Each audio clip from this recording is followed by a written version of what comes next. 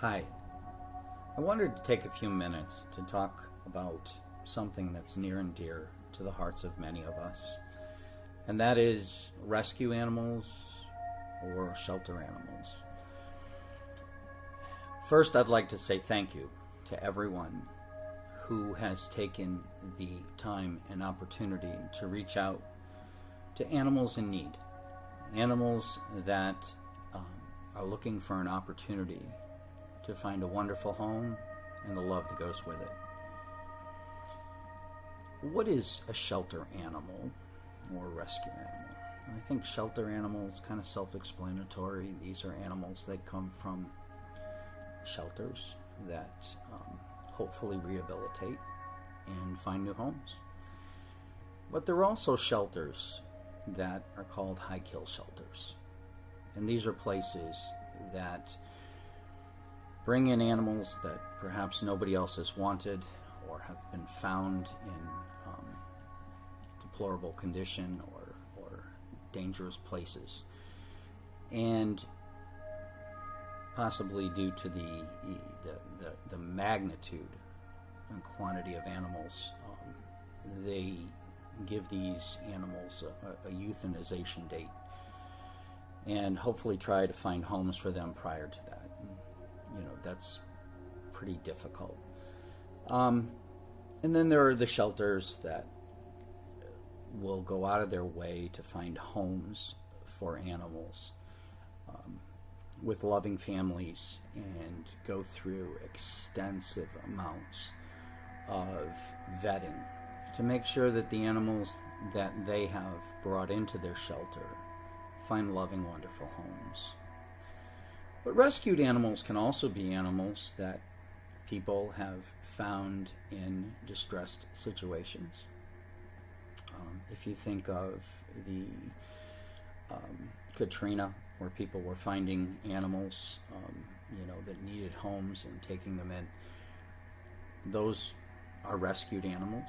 They're animals that have been rescued from either a bad situation or rescued from potentially death.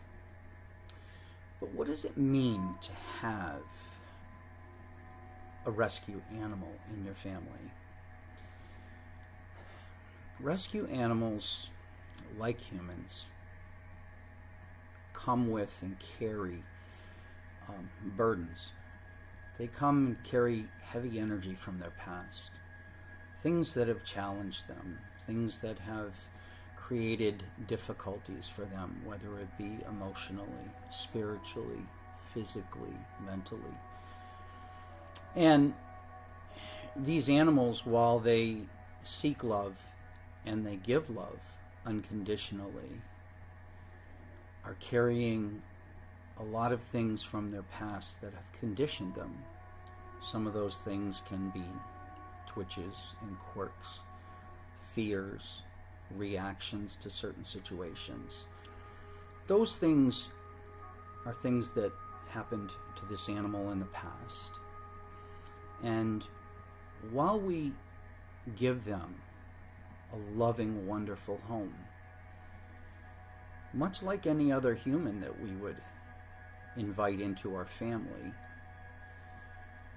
we would want to try very hard to help that human and our animal to overcome those challenges. Now, with a human that suffers from PTSD or has had some form of abuse in their past, something that has created an ongoing issue with them, we're not afraid to seek the proper attention to help them get through that. Why? Well, it's a quality of life issue. It's an opportunity for that human to lead a more normal life, whatever that means. And we go to great extents to seek psychological counseling, physical care, rehabilitation. With our animals, where their love for us is unconditional, I would have to ask, why don't we do the same for them? I am the proud parent of 2 shelter animals or rescue animals. But even for me, it's a challenge to kind of put that out there because they are such amazing creatures. And like humans who have been through very, very challenging, difficult things in their past, it usually creates a very, very special creature with special skills and special gifts that they bring to us. So having a family member in the form of a pet that brings special gifts because of their past should encourage us to even want to do more to help them. What is helping them do?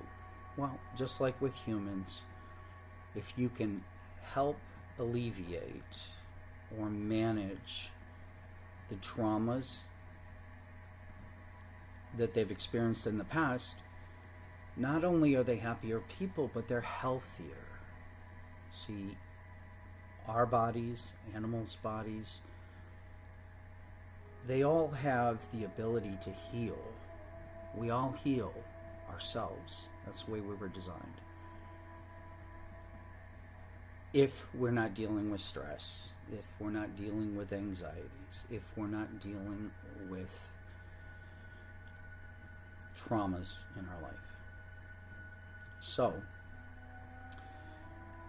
being a good parent, being a supportive parent with our animals, sometimes, many cases, is not enough. It's certainly not enough for the animal, and it certainly shouldn't be enough for us. So what can we do about it? Well, I'm an animal Reiki practitioner. I have found on many, many occasions that the opportunity to help balance, clear, and align an animal spirit does wonderful things, not just for the animal, but for me as well. I'll give you an example. My older dog, Crunch, came from a shelter.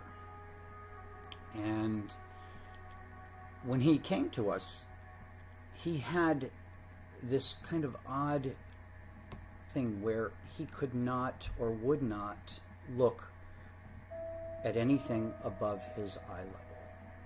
In other words, if you took a ball and threw a ball up in the air, he wouldn't look up. He would only look this high.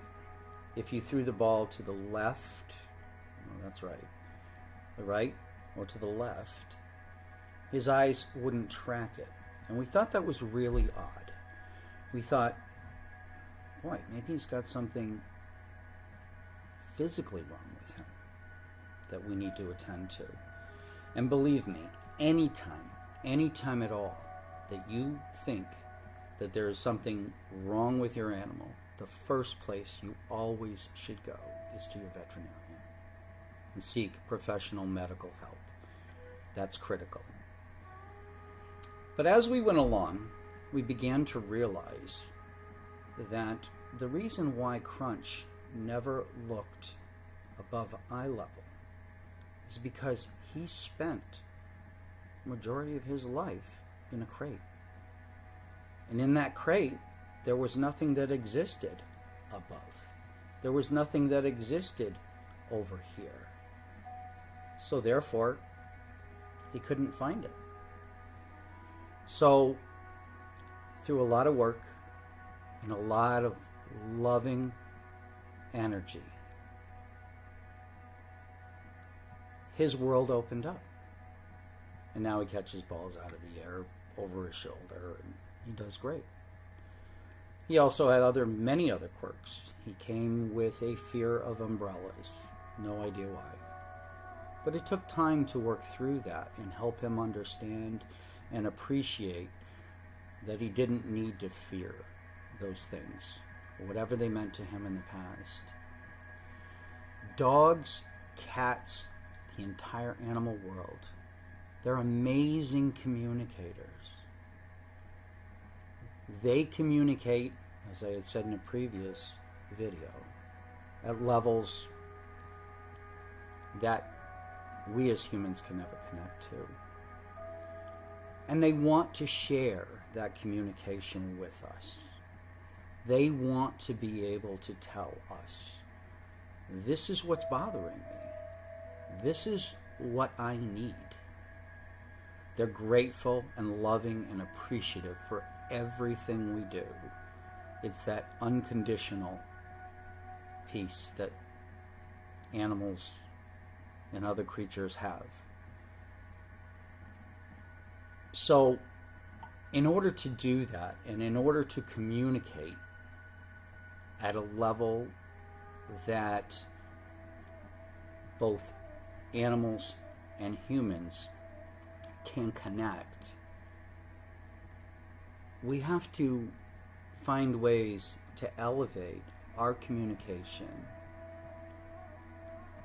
a vibrational increase, so that we can connect with our animals.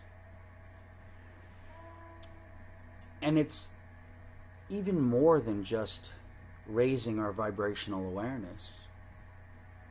It's also a matter of clearing out the junk that exists, that blocks our ability to communicate, and that blocks their ability to be as healthy and as happy as they possibly can.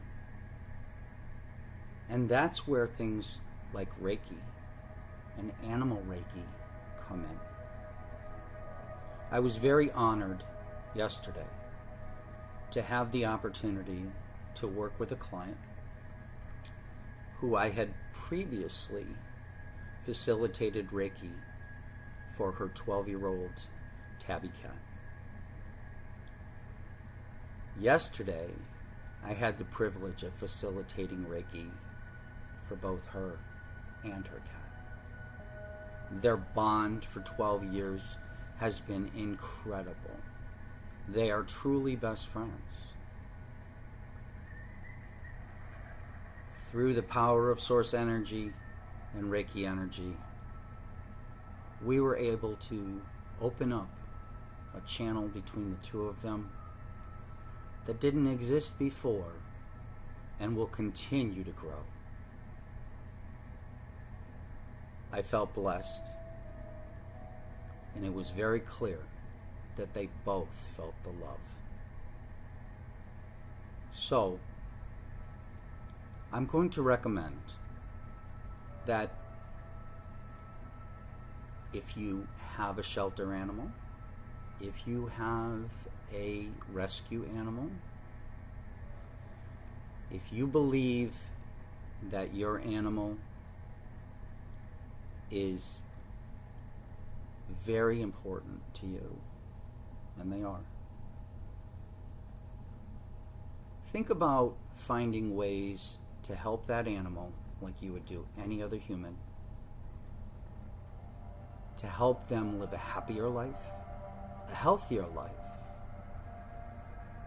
and create that bond between the two of you to a level that you have never experienced before.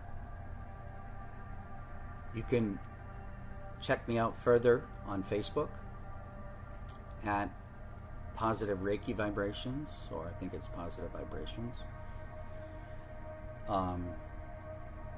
You can find me here at the YouTube channel,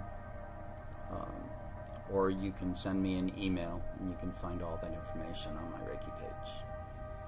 Thank you very much. I wish all of you the very best. And I wish you and your animal the highest and best connection possible. Namaste.